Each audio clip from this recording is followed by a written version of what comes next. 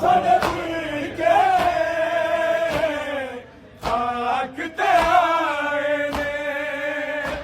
ਨਹੀਂ ਸਿਰਫ ਬਾਬਾ ਤੇਰੀਆਂ ਏ ਗਾਜ਼ੀ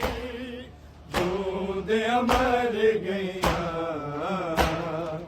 ਅੱਜ ਬੈਣ